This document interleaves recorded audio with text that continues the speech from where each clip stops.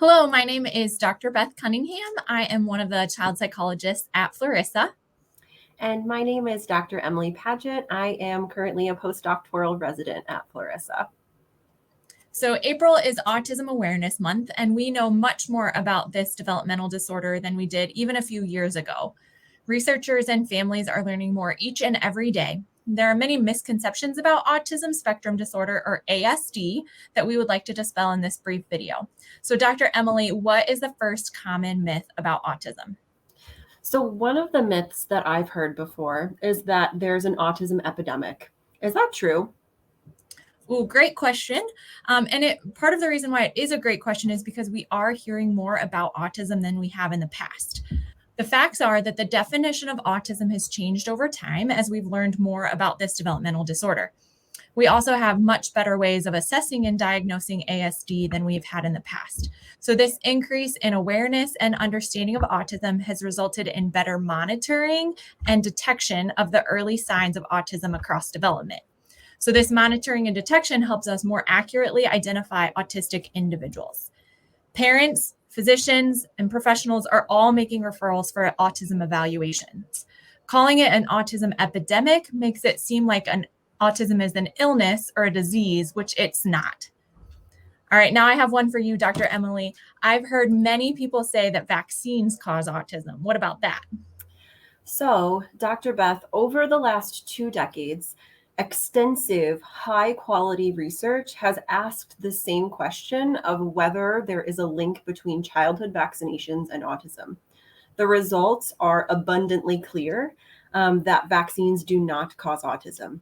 The prevalence of ASD, or how often it occurs, is not different between children who received the recommended series of infant and childhood vaccinations and those children who did not.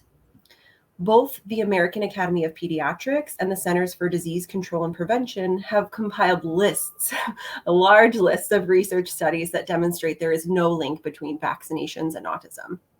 Rather, research indicates that genetic and environmental factors are involved in most cases and lead to a higher risk of ASD due to their effects on brain development.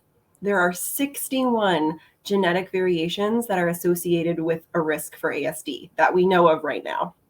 Examples of environmental factors associated with a higher risk of having autism include children born to older parents, maternal exposure to chemicals, preterm birth and complications during birth, as well as post-birth infections.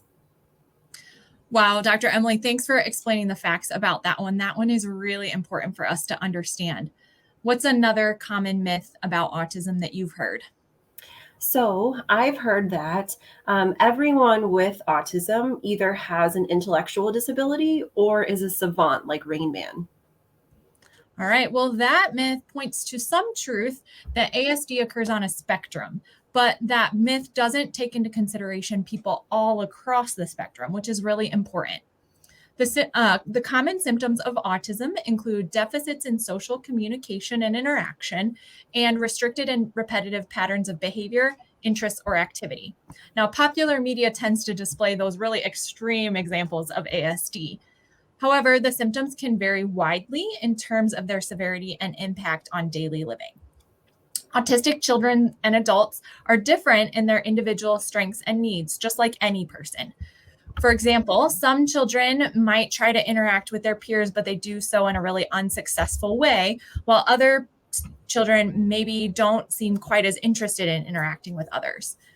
Also, some adults with ASD live independently while others require a great deal of support. So it's really important for anyone working with autistic people to personalize all the interventions and supports to the individual strengths and needs rather than just picking an intervention based on the diagnosis itself. Everyone has personal strengths, and the best way to learn about someone's strengths is to get to know them, get to know who they are as a person and what they love. So, Emily, while we're talking about the spectrum of symptoms of autism, can you answer this one for us?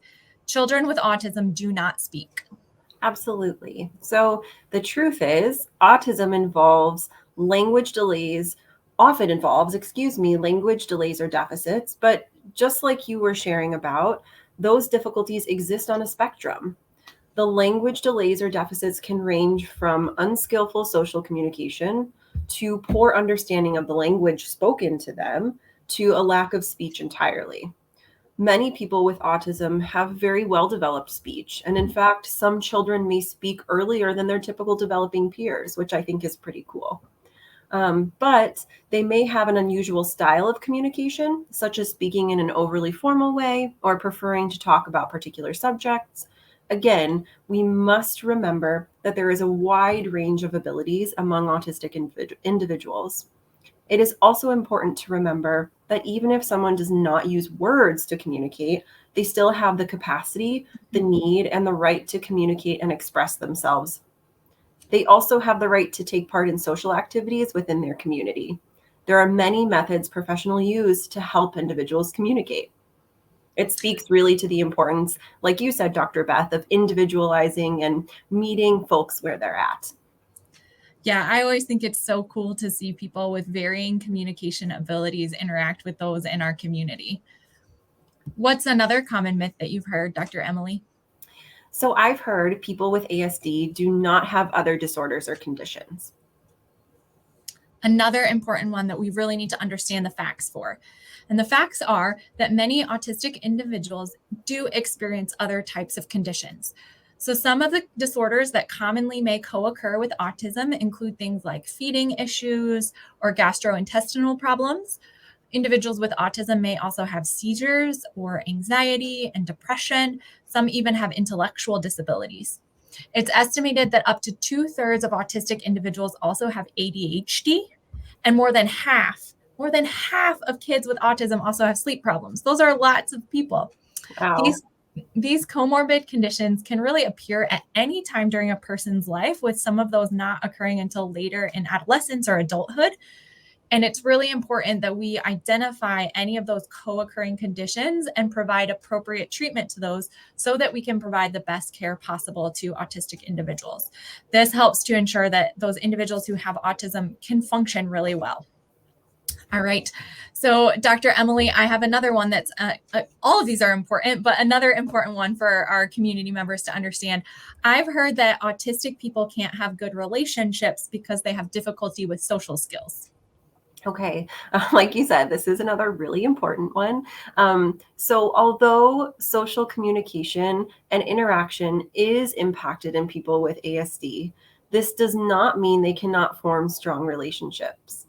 In fact, autistic children and adults can have very fulfilling relationships with family, friends, and partners. Research shows that people with ASD want to form relationships with others, which does not fit with the myth that autistic individuals prefer to socially isolate themselves. Yet, people with ASD often do find it difficult to understand social cues and navigate the complexities of social relationships. Autistic children and adults should be provided support in social skills and understanding so they can develop stronger relationships with others. Also, people without autism can be sensitive to the needs of those in their friends and community members who are on the spectrum. So we can offer and accept their differences and try to understand their perspectives and how they communicate. Teachers can create classroom environments as well that help students form friendships with their classmates. Thanks for explaining that one, Dr. Emily. Your response there makes me think about all the children and adolescents with autism who come into our offices and who share about the friendships and the relationships that they have in their schools and with their neighbors and in their communities. Yes, those stories are the best. Okay, I have one more myth for you, Dr. Beth. All right, bring it on. And that's that autism is a childhood problem that can be outgrown or cured. Okay, great one.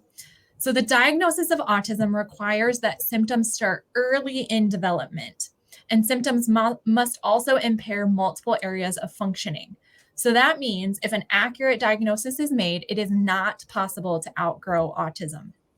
Yet, because autism is a spectrum, like we've talked about in many of our previous myths, it affects different people in different ways, and the impact of certain characteristics or symptoms can change as a person moves through life and through different stages of life.